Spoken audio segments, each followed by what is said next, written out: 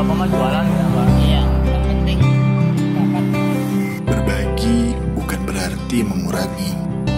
Berbagi tidak mungkin tak berarti. Walau sedikit pun takkan menyakiti. Sesederhana senyum pun dapat mengobati hati yang letih. Banyak di luar sana orang-orang yang membutuhkan rangkulan tangan kita, berjalan bersama kita, tersenyum bersama kita.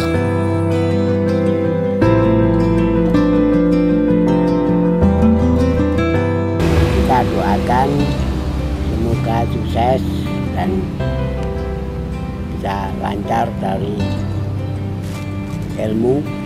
Semoga Tuhan beri rezeki yang banyak.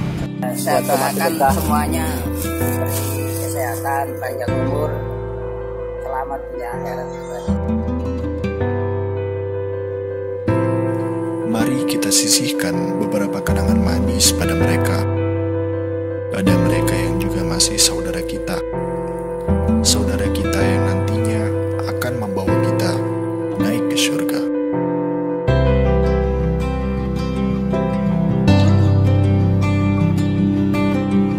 Hidup lebih berkah dengan sedekah bersama Rumah Sedekah Nahdlatul Ulama.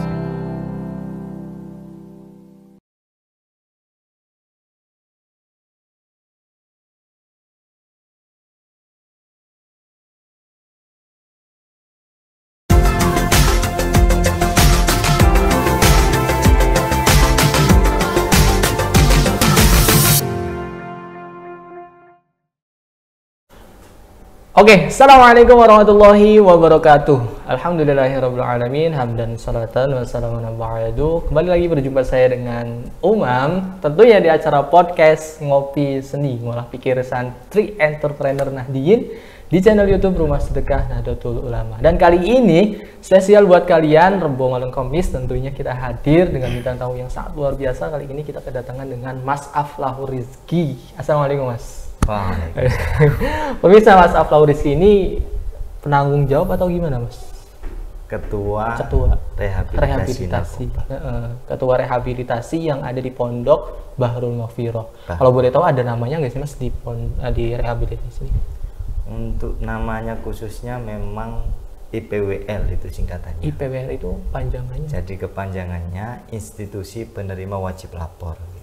Oh. Ya, kenapa kok dinamakan institusi penerima wajib lapor? Karena sistemnya dulu memang ini kan dibuat di masanya Kemensos Bukoviva, Bukoviva Indra Parawansa.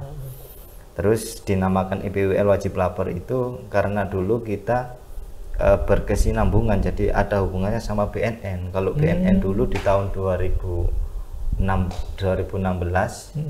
itu kayak bagi tugas gitu. Kalau BNN dulu kan memang fokus penangkapan. Gitu. Jadi setiap ada klien lapor di IPWL, dirujukkan di IPWL. Jadi memang IPWL ini penampungan, tadi merehabilitasi juga pemulihan bagi korban penyalahgunaan nafsa. Gitu. Berarti awal mulanya Mas Afla ini diberikan tanggung jawab atau emang menyediakan sendiri buat mengurusi IPWL gitu? Enggak sih Mas, kalau saya sendiri hanya sebagai penerus dari pengasuh almarhum Gus Lukman Al-Karim. Nah, sebetulnya beliau ini sebelum ada IPWL pun juga sudah berjalan merehabilitasi narkoba. Bahkan sebelum tahun 2016 Gus Lukman itu kurang lebih ya, itu 100 orang yang sudah direhab. Dan saya survei sendiri bisa dinyatakan semuanya produktif. Artinya produktif apa? Dulu di masa pecandu yang berobat ke Gus Lukman itu nggak punya kerjaan, terus ikut pergaulan bebas dan macam sebagainya. Tapi setelah dirawat oleh Gus Lukman, alhamdulillah semua produktif, punya pekerjaan. Ada yang juga sudah nikah, ada yang juga melanjutkan usaha, ada yang melanjutkan pendidikan dan seterusnya. Jadi melanjutkan regenerasi dari almarhum Gus Lukman gitu. Lebih tepatnya seperti itu. Kalau dulu tahu nggak sih mungkin Mas Aflah tahu pertama kali dibangunnya IPWL itu kapan? Dari pas pertama kali Gus Lukman ini? Memang tidak bisa dibohongi ya, dari nurani seorang beliau Gus Lukman Al-Karim sudah mempunyai jiwa-jiwa apa, bahasanya itu bukan bahasa materi, bukan bahasa ilmiah, bukan seperti itu menurut saya, tapi Gus Lukman ini adalah sosok sudah bahasa cinta gitu. Jadi kalau melihat umat yang memang benar-benar kacau, benar-benar susah, itu memang selalu terketuk untuk hatinya untuk memang supaya bisa menolong. Nah, dari perjalanan yang merehabilitasi 100 orang itu sebelum didirikannya IPWL, akhirnya dari masyarakat, dari pemerintah dikenal sosok Gus Lukman ini, sehingga Bu Khofifah pun juga terketuk hatinya, ingin membuat wadah tempat supaya meneruskan amaliyah Gus Lukman ini untuk merehabilitasi anak-anak pecandu narkoba. Itu. Kalau boleh tahu ini yang direhabilitasi itu hanya pecandu narkoba atau dalam tanda kutip ada ODGJ-nya juga kan, biasanya ada kan yang rehab ODGJ, ada yang rehab pecandu narkoba, atau ini dua-duanya? Memang untuk aturannya ya, untuk yang IPWL-nya, jadi aturannya memang difokuskan untuk yang pecandu narkoba saja. Gitu. Tetapi apa nggak boleh kalau memang ada yang ODGJ, katakanlah ada juga penyakit bipolar katakanlah, ya boleh saja, cuma itu juga melalui aturan dan asesmen dari lembaga kita gitu.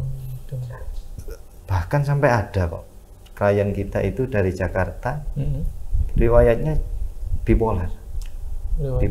Jadi penyakit riwayat bipolar itu bagaimana? Jadi kondisi mental, kondisi perasaan itu tidak stabil. Kadang kalau lagi senang, senangnya itu sudah melebihi orang-orang normal gitu. Bahkan sampai ekspresinya itu meluangkannya sampai joget-joget dan sebagainya. Kadang kalau sedih sampai nangis-nangis gitu. Jadi sewaktu-waktu perasaan itu berubah seperti bukan orang normal gitu. Nggak bisa ditebak berarti? Iya. Itu ada klien kita sampai sekarang itu umurnya kurang lebih 56 gitu. Masih di situ? Masih di situ. Mau kita bawa pulang dari keluarganya sebenarnya nerima, cuma orangnya sendiri nggak mau pulang, katanya wis kadung enak di pondok, katanya gitu. Iya gitu sih. Berarti ya nalurinya masih sama seperti orang biasa ya. Kalau misalnya udah betah di pondok ya enak betah. Santri pun gitu, kalau misalnya udah betah di pondok ya mau ngapain di rumah tuh bingung ya.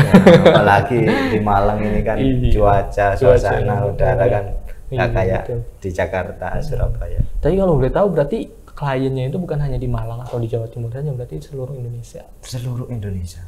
Bahkan ada juga dari Bali, Lombok, ada juga dari NTB, juga ada juga dari Pontianak, Makassar. Ada. Total yang sudah direhabilitasi di tahun 2016 sampai 2022 ini kurang lebih itu sekitar 547. Sekarang? Iya. Tempatnya di mana kalau boleh tahu?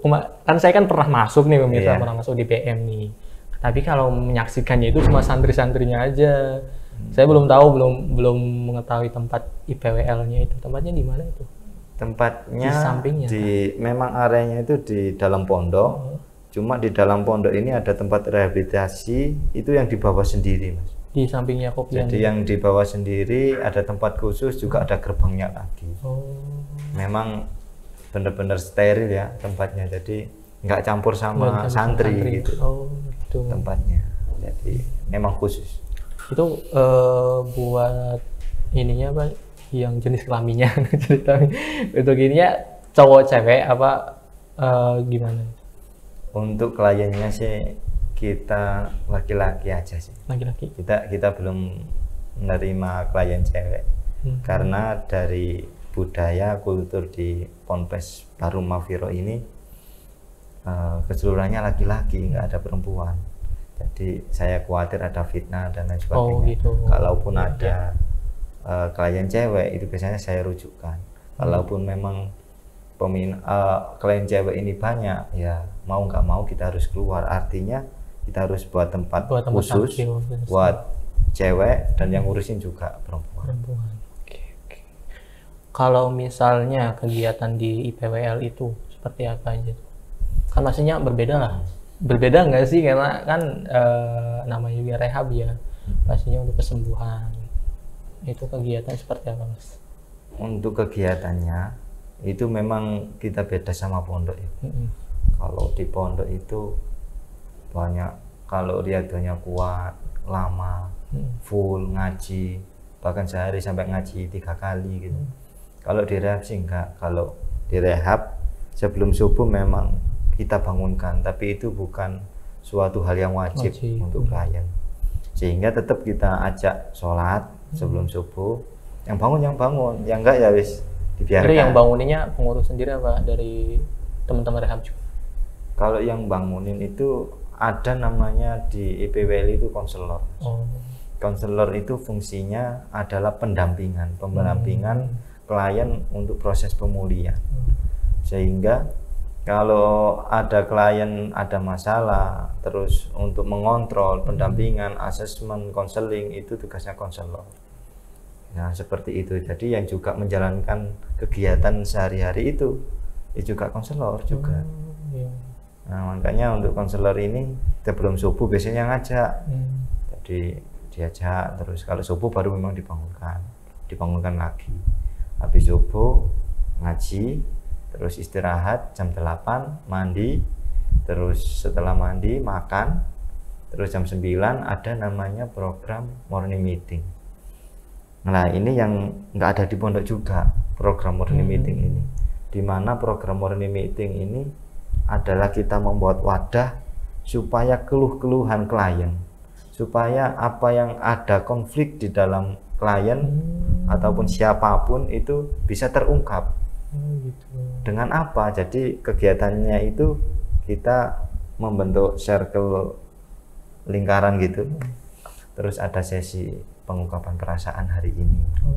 Terus kalau ada yang sesi mengingatkan. Jadi ada sesi juga penghargaan. Ada juga sesi ya wis nanti surhat apa. Jadi masing-masing klien dan pengurus ini semua share feeling, mengungkapkan perasaan. Sehingga di situ ada wadah di mana nanti konflik apapun ya udah diselesaikan di situ gitu. Nah, intinya kan komunikasi. Memang pentingnya kita membangun komunikasi kan itu biar supaya kita juga lebih tahu dalam klien, lebih mengenal, supaya juga penanaman nilai-nilai kekeluargaan ini betul-betul ada gitu. Ya itu aja sih. Terus ada setelah morning meeting ada salat duha, morning meeting, salat duhur. Habis salat duhur ada ngaji sebentar, ngaji Al-Quran, istirahat, sholat asar ada olahraga, terus maghrib, sholat maghrib, terus ada baca rotipan, ada baca waqiah, mungkin beda-beda, terus sholat isya. Nah terus sehabis sholat isya ada ngaji kitab. Jadi kitab kuning, ada Fathul Qorib, ada Bidayah. Ya, ustadznya beda-beda. Itu sesuai keinginan dari kliennya apa? Dari kelompokan dari ini konselingnya? Itu memang sudah menjadi bagian program IPWL sih. Sehingga untuk klien ya sudah mengikuti saja. Ya, seperti itu. Yang menarik nih yang tadi, karena belakang dah. Yang menarik nih dari tadi morning meeting ya, itu kan mengungkapkan keluh kesah, itu menarik sekali sih. Tapi kalau misalnya tadi katakan mengingat masa lalu nih, yang tadi mengingat masa lalu. Nah, apakah tidak membuat si kliennya itu akan flashback lagi ke dulu, atau bagus untuk mengingat masa lalu itu untuk mengoreksi ke depannya? Tapi jangan dijawab dulu nanti setelah pesan-pesan berikut ini. Jangan kemana-mana pemirsa, kita akan kembali di podcast Ngopi Senja Ngolah Pikir Santri Entrepreneur Nahdijin di channel YouTube Rumah Sedekah Nahdlatul Ulama bersama Ganting Syariah.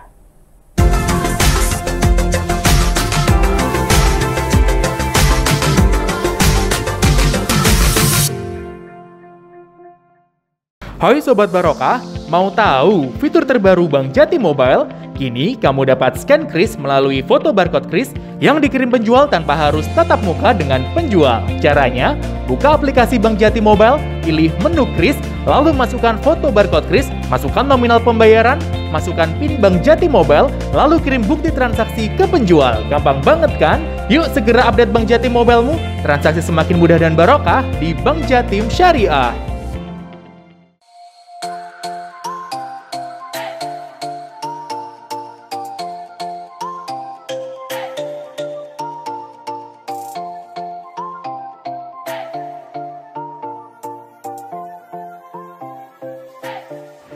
Assalamualaikum warahmatullahi wabarakatuh. Monggo para santri, para kiai, para aktivis, para pengabdi minum madu berkah songo-songo yang diproduksi oleh Pesantren Tahfidz Mambaul Ulum dan Rumah Sedekah Nahdlatul Ulama bersama dengan mitra. Insya Allah dengan ikhtiar ini kita bisa menjadi lebih kuat, lebih sehat di dalam memberikan pengabdian terbaik kepada umat.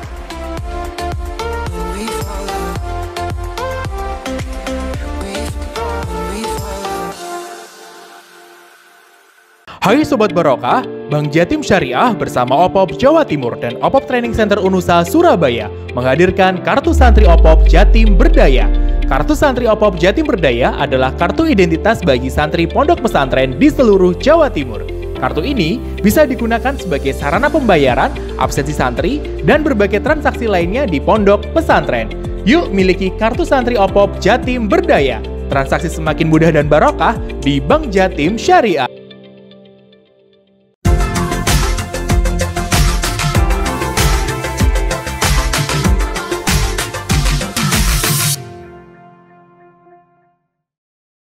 Oke, pemirsa kembali lagi bersama kami di podcast Ngopi Sendi Ngolah Pikir Santri Entrepreneur Nahdien di channel YouTube Rumah Sedekah Nahdlatul Ulama bersama Bank Jatim Syariah.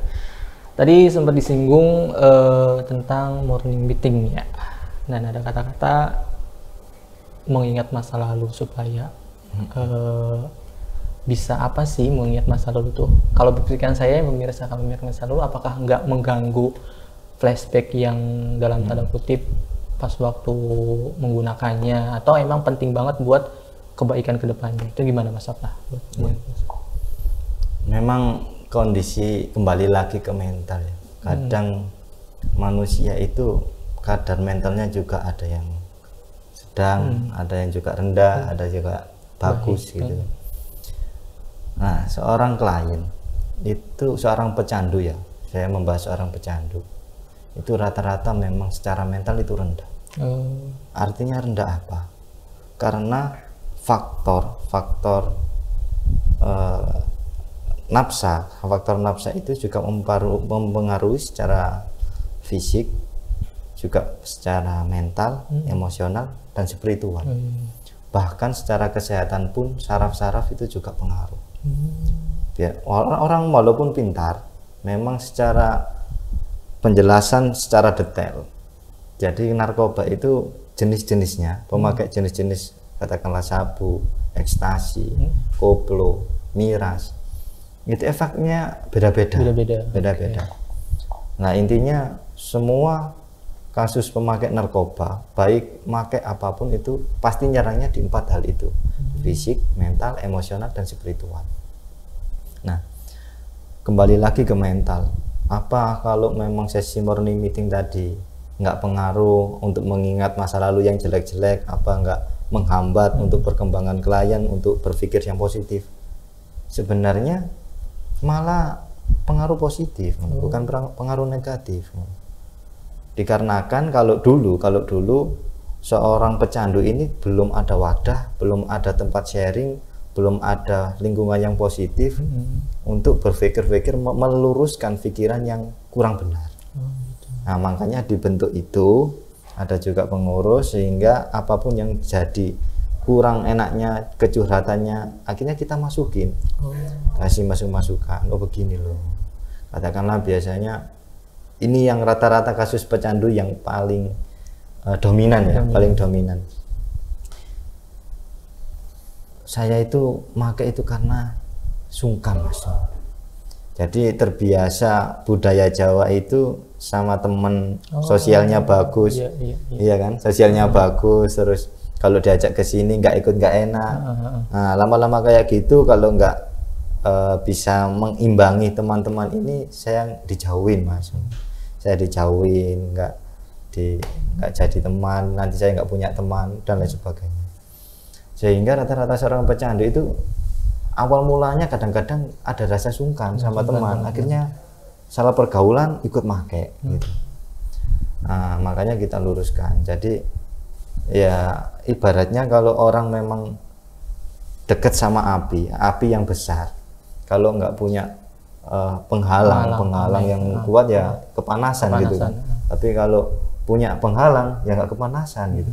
Makanya kita pahamkan sebagai teman-teman pecandu itu ya seperti itu kehidupan. Jadi kalau sampean itu merasa mampu untuk di lingkungan itu nggak sampai kepengaruh, ya itu harus ada tamengnya itu. Tetap harus jaga jarak sih, artinya bergaul bagaimana kita secukupnya, bergaul ya mau nggak mau harus begitu dekat pecandu. Karena kalaupun kita nggak pengaruh itu juga ada efeknya, dan efeknya itu sangat fatal. Karena saya juga kan ngajar di lapas Lowokwaru, ya kan. Ada yang cerita, saya ini nggak make Mas, tapi saya ini masuk penjara. Gara-gara apa? Gara-gara saya itu nggak tahu kalau teman saya ini transaksi beli barang. Dia nggak tahu, tiba-tiba diajak aja. Baru bawa barang, tiba-tiba kena gerbek. Nah itu kan apes itu kan. Makanya yang saya maksud harus punya tameng itu ya harus jaga jarak. Ada waktunya kita berkumpul, sesi apa dulu gitu. Kalau sebatas kayak mencurigakan ya menjauh aja gitu. Makanya ya enak gak enak ya pasti nggak enak sih dekat seorang komunitas pecandu itu, karena lawannya pasti hukum, polisi gitu. Yang nggak tahu masalah apa-apa terus ketangkep, dites urin ternyata negatif. Bandar kamu, berarti gitu logikanya. Nah, seperti itu artinya ya kembali lagi ke mental tadi ya, sebatas perkumpulan itu kita luruskan. Kadang minimal orang curhat itu kita tahu masalahnya seorang klien ini, oh ini masalahnya, sehingga nanti seorang konselor ini bisa masuk. Jadi orang bisa curhat terbuka keseluruhan itu kan 4 mata gini Mas. Siapapun sih, tapi kalau di forum atau di lingkaran seperti itu kadang-kadang masih ada yang tertutupi karena sungkan dan sebagainya. Makanya setelah minimal kita tahu, kita masuki. Makanya ada fungsi pendampingan itu. Jadi pendampingan terus, makan didampingi, terus ngapain didampingi, diajak ngobrol terus, sehingga dia sampai benar-benar mau terbuka. Nah kalau terbuka baru kita bisa masuk, bisa ngasih pengertian, bisa tahu masalahnya apa, masalahnya letak masalahnya di anaknya aja atau orang tuanya juga. Nah kalau orang tua juga kita luruskan. Nah fungsinya EPWL ini sebenarnya tempat wadah menjembatani untuk pemulihan itu sendiri. Gitu. Karena kan problemnya juga ada di keluarga juga ya Mas ya, bukan hanya di internal orangnya aja, tapi keluarga juga perlu ya ikut campur juga ya. Nah, berbicara dengan konseling ini saya penasaran nih, apakah dari dalam istilahnya alumni pecandu apa diambil dari emang orang-orang normal untuk menjadi konseling di dalam IPWL ini? Kalau secara umumnya konseling itu dilakukan oleh seorang konselor. Jadi seorang konselor itu bukan berarti orang normal aja boleh, orang pecandu nggak boleh, nggak kayak gitu. Seorang pecandu juga boleh, tapi yang paling penting seorang konselor itu juga ada pelatihannya. Jadi ada pelatihannya itu sampai kurikulum 16 kalau nggak 17. Nah, kurikulum 1 itu pelatihannya sampai 4 hari 5 hari, dan itu biayanya nggak murah itu. Kurikulum 1 itu saya pelatihan kurikulum 4 sama 5, 1 dan 2 itu yang 1 sama 2 itu kurang lebih 5 jutaan gitu. Wah. Iya, sebesar itu pelatihannya. Berarti ada pelatihannya juga? Iya, jadi bukan disediakan dari pemerintah pelatihannya? Ya, ada dulu di waktu Ibu Khofifah memang disediakan pelatihan seperti itu. Terus entah di Jakarta, terus pelatihannya di hotel dalam beberapa hari. Cuma saat ini kan saya lihat belum ada. Nah, kalau sekarang ada, yaitu tadi reguler, jadi mandiri, bayar sendiri, ya kurang lebih ya 5 juta.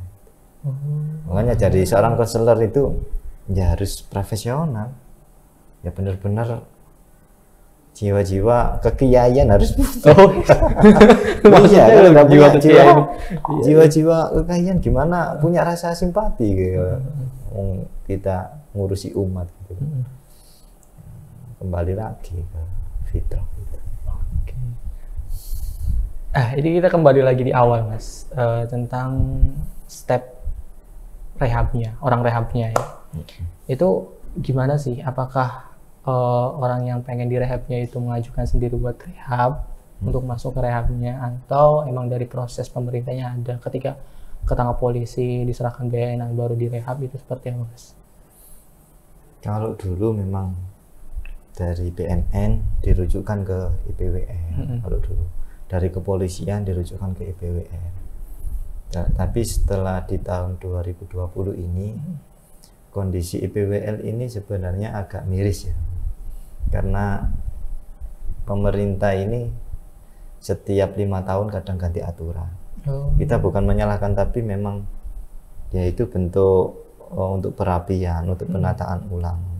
Artinya kalau dulu di tahun 2016 sampai tahun 2020 itu ada di Kemensos itu ada namanya Direktur Napsa. Jadi khusus memang ada yang ngurusin Napsa. Nah, untuk saat ini memang dibubarkan. Jadi dijadikan satu untuk kayak disabilitas kayak seperti itu naungannya. Nah, sehingga kalau sekarang rata-rata klien di IPWL ini ya mandiri. Dari keluhan orang tua, terus merasa ketahuan anaknya pakai pecandu, terus pakai narkoba, akhirnya ngubungin di pondok pesantren ini, terus dimasukkan. Dari mana, Mas? Dari website. Jadi memang kita ada websitenya. Kadang orang-orang itu kan cari rehabilitasi pesantren gitu kan, daerah Malang gitu pasti muncul. Nah, saya tanya rata-rata dari website sih untuk saya. Berarti dalam tanda kutip, mohon maaf, bayar untuk operasional di dalam rehabnya itu? Oh, nggak mau. Iya. Kalau ditanya nominalnya berapa, itu semampunya. Pemerintah nggak turun sama sekali? Untuk saat ini belum support. Iya, pemerintah yang pengen masyarakat nggak menggunakan. Ya, itu PR lah buat kita. Ya saya anggap pemerintah kan udah banyak ngasih dulu. Ya, berarti kan udah kita teruskan aja. Gitu. Ya, berarti PR kita supaya kita bisa mandiri, bisa berjalan sendiri, bisa mungkin ya seperti itulah fungsinya. Udah dibantu awal-awal aja, udah terima kasih. Hebat sekali.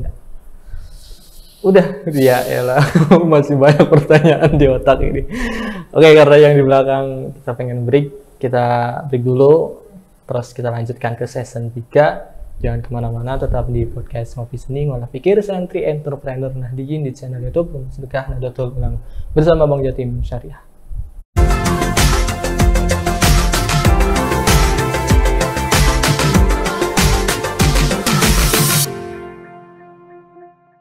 Hai Sobat Barokah, tahukah kamu kartu OPOP Jatim Berdaya? Kartu OPOP Jatim Berdaya adalah kartu ATM co-branding Bank Jatim Syariah bagi koperasi pondok pesantren anggota OPOP Jawa Timur. Kartu ini sebagai identitas dan akses bagi pelaku wirausaha berbasis pesantren untuk meningkatkan nilai ekonomi dan pemberdayaan produk pondok pesantren. Yuk segera gabung bersama OPOP Jawa Timur dan buka rekening di Bank Jatim Syariah. Pesantren berdaya, masyarakat sejahtera.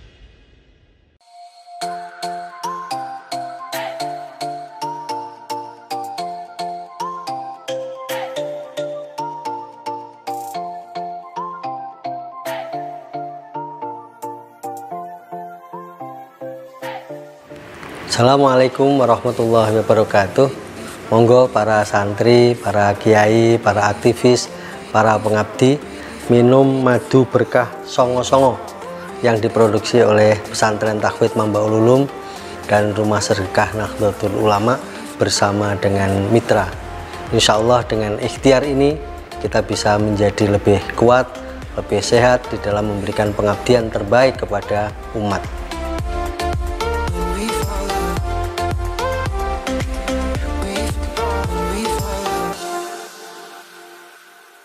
Hai Sobat Barokah, kamu kontraktor yang butuh modal kerja?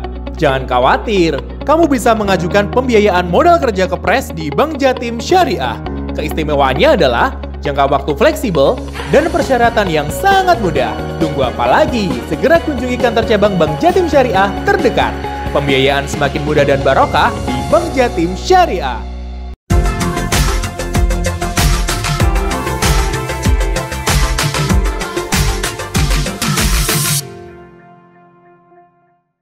Oke pemirsa, kembali lagi bersama kami di podcast Ngopi Sendi Ngolah Pikir Santri Entrepreneur Nahdien di channel YouTube Rumah Sedekah Nahdlatul Ulama. Kita kembali lagi ngobrol dengan Mas Aflah tentang rehabilitasi narkoba yang ada di Pondok Pesantren Bahrul Mufiroh.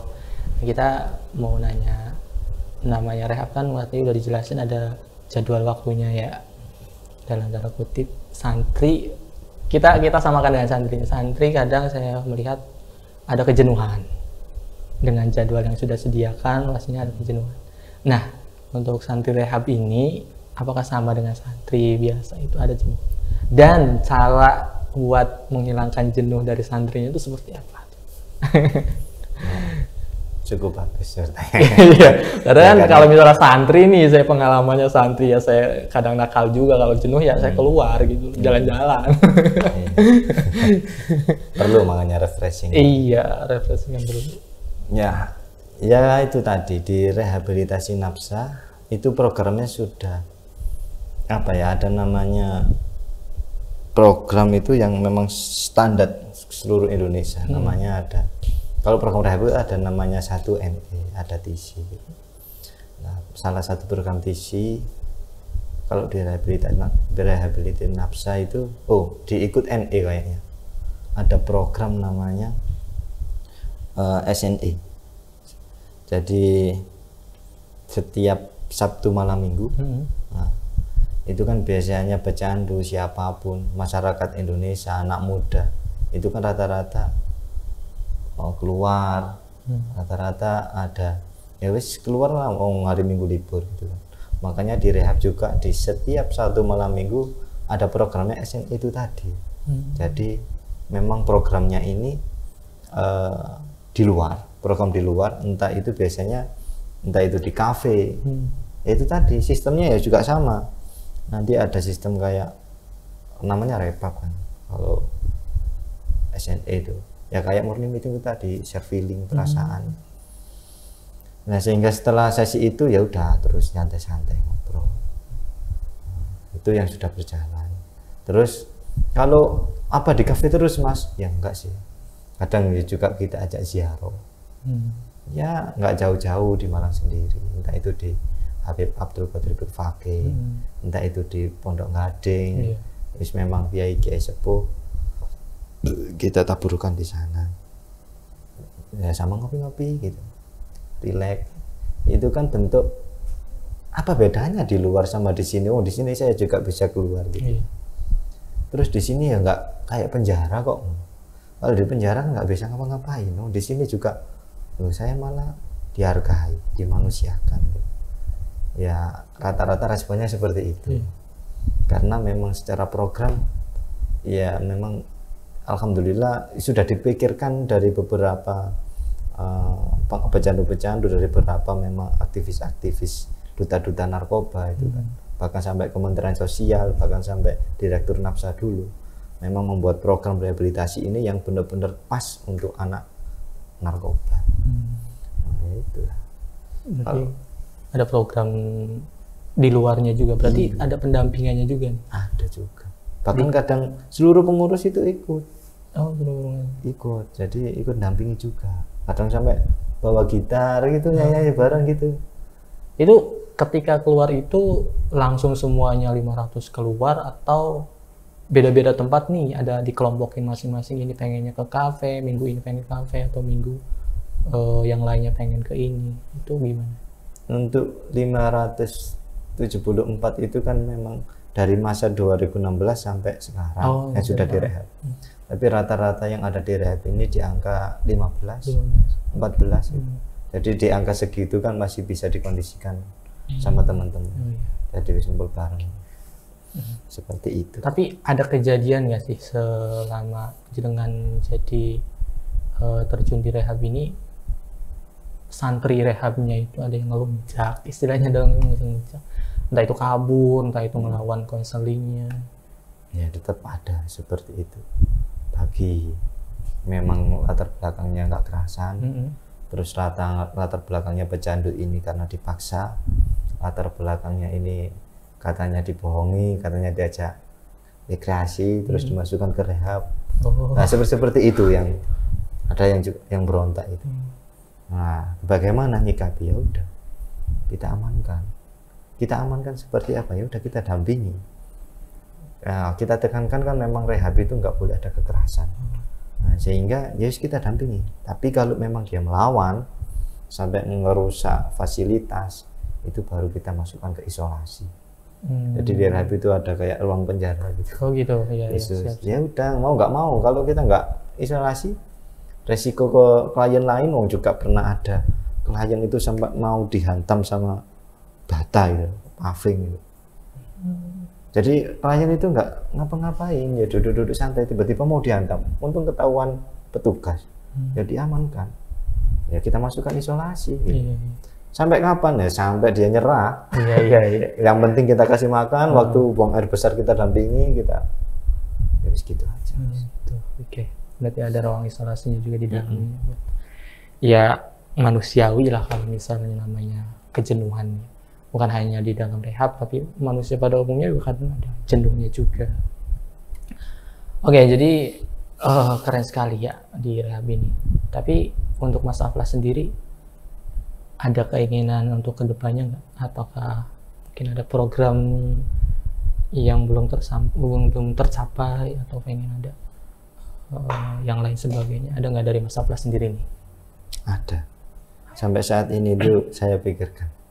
Apa itu tuh? Nah, itu jadi saya pengennya itu kita tidak hanya membuat wadah rehab, program rehab, terus pendampingan pemulihan pecandu narkoba. Tidak cukup itu menurut saya. Karena istilahnya anak rehab pecandu narkoba itu hidupnya susah. Sudah susah, apalagi kalau kena biaya dan lain sebagainya. Itu menurut saya itu menambah beban. Iya kalau orang tuanya itu punya, kalau nggak punya. Nah kalau lihat kasus-kasus seperti itu, ya ingin sekali meneruskan cita-citanya almarhum Gus Lukman, bahwasanya menciptakan rehabilitasi gratis, nol nggak biaya apapun, bahkan kalau bisa ya ngasih uang saku, ngasih jajan gitu.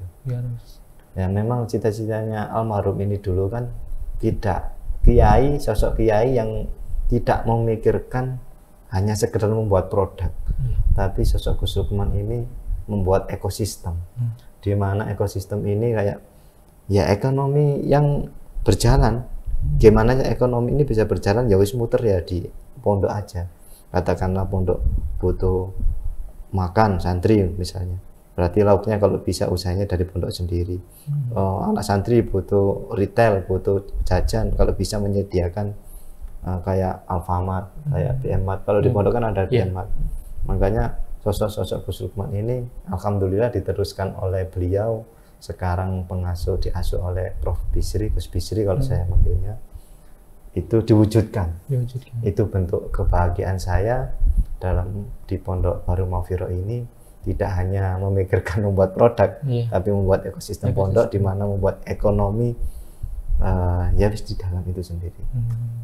Sehingga bisa menopang untuk santri-santri ini minimal kalau nggak bisa gratis itu bayar setengah, nggak mahal gitu. Ya harapan saya rehab pun juga begitu. Harapannya ya bisa gratis. Ya itu ya.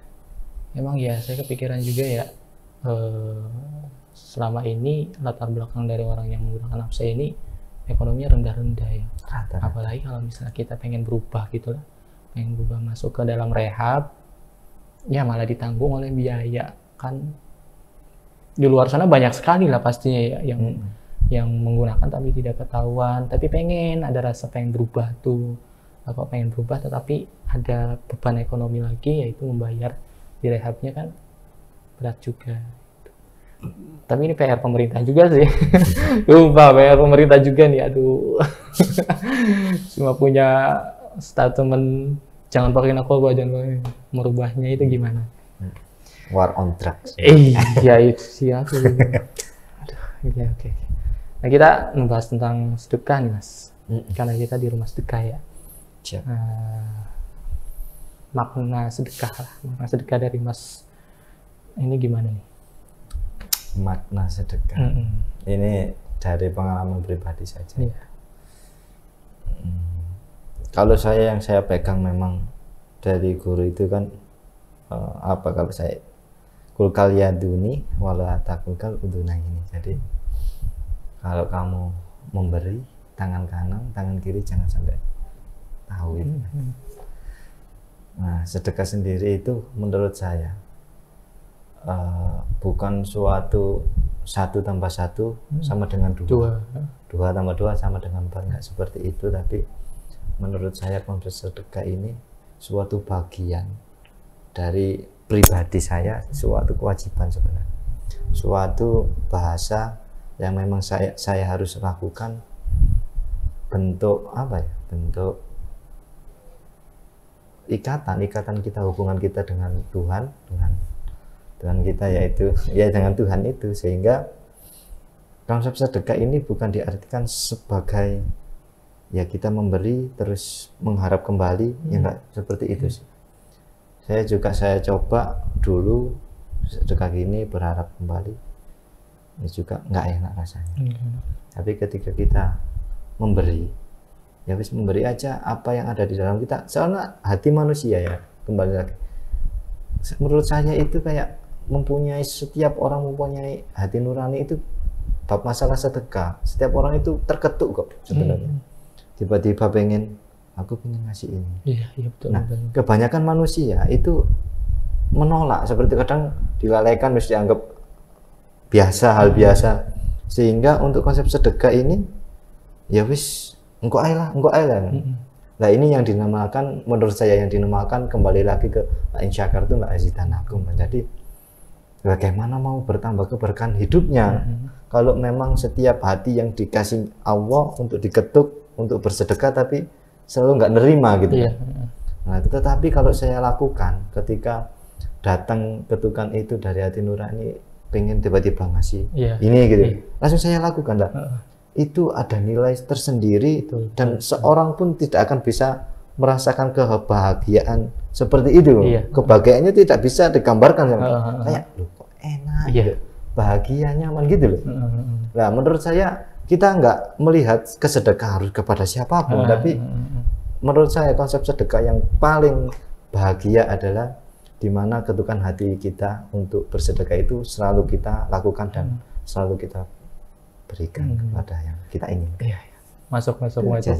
Soalnya masuk ini saya pernah ngalamin gitu loh Mas. Terketuk tiba-tiba sedang ada di mana gitu, coba apa yang ngasih.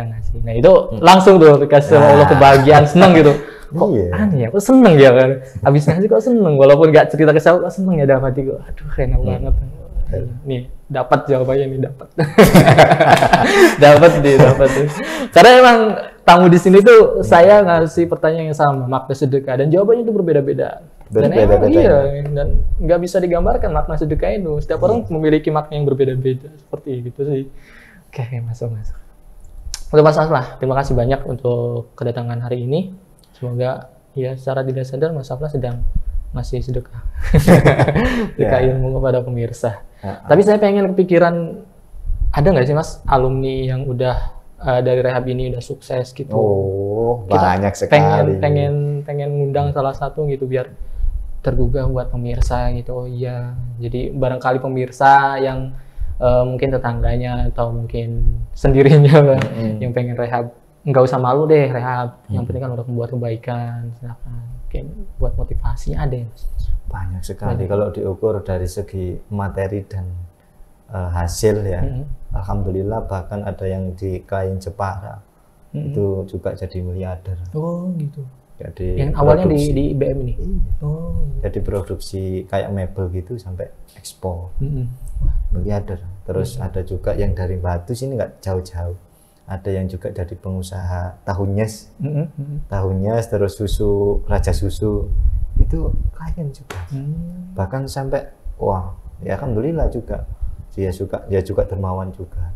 Setiap hari Jumat ngasih orang. Oh, cocok ya Sada. Kita hal-hal seperti itu kan, wah kebahagiaan tidak bisa diukur gitu. Ketika ada seorang klien berhasil, masya Allah gitu. Sebagai pengingat kita juga, masa saya yang nggak bisa gitu. Iya betul. Oke. Nanti bisa aja kontak ya dari tim kami. Mas Fatoni mungkin. Ya pilih aja dari Mas Aflah siapa ya yang paling bagus. Nanti kita sediakan waktu buat memotivasi para pemirsa. Sekali lagi terima kasih Mas Aflah udah baik hati datang ke tempat ini. Saya terima kasih sudah diberi kesempatan di rumah saudara NU ya. Kalau saya dipanggil NU itu kayak menolak, itu nggak pantas gitu. Karena kalau darah saya ini bukan lagi merah warnanya, kalau dilihat hijau ya. NU gitu. Makanya kalau diundang di mana rumah sedekah siap gitu. Oke. Nggak ada syarat apapun juga kalau sudah menyangkut NU. Oke. NU nyol. Caranya sudah NU gitu. Siap. Tapi next kalau misalnya diundang boleh ya kesini lagi. Boleh. Oke, tapi nanti kita juga punya program lah, kita berkunjung ke sana. Siap. Mengetahui langsung aktivitas dari rehab di BM. Terima kasih Mas Aflah. Pemirsa, mungkin sekian bincang-bincang dengan Mas Aflah, penanggung jawab ya Mas ya. Penanggung jawab dari rehabilitasi di Pondok Pesantren Bahrul Mahfirah. Jangan lupa pemirsa untuk tetap setia nonton podcast Ngopi Seni di Rabu malam Kamis, karena kita menyediakan bintang tamu yang sangat luar biasa dari pengusaha, dari aktivis dan lain sebagainya. Tentunya yang pasti buat Anda sekalian pemirsa berangan-angan mau jadi apa, mungkin dari podcast ini menghasilkan sesuatu untuk pemirsa. Terima kasih untuk hari ini. Mohon maaf apabila ada kata-kata yang kurang berkenan. Wallahul muwaffiq ila aqwamit thoriq. Assalamualaikum warahmatullahi wabarakatuh.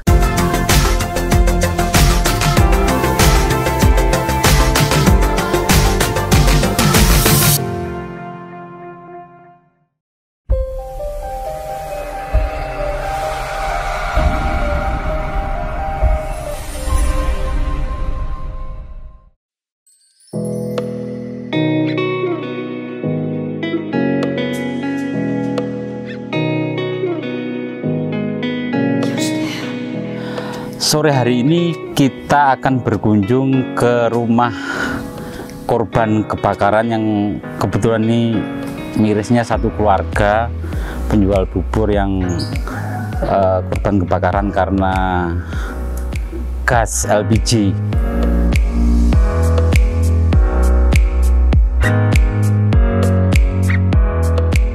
Enggak, pas kena pada api tiba-tiba gitu. Kaget terus lari. Enggak, digendong ayah. Digendong sama ayah? Mana ayah? Namanya siapa ayahnya? Iwan siapa yo? Karena memang ada teman-teman, ada media, ada Pak Agus, ada pengusaha dan lain sebagainya gitu. Titipan ini dari Unisma, tidak sangat banyak tapi moga-moga bermanfaat. Paling tidak ini bisa untuk memulai usaha baru. Nanti juga ada tambahan dari teman-teman dari Pak Agus ini, moga-moga ini bermanfaat. Dengan terima kasih.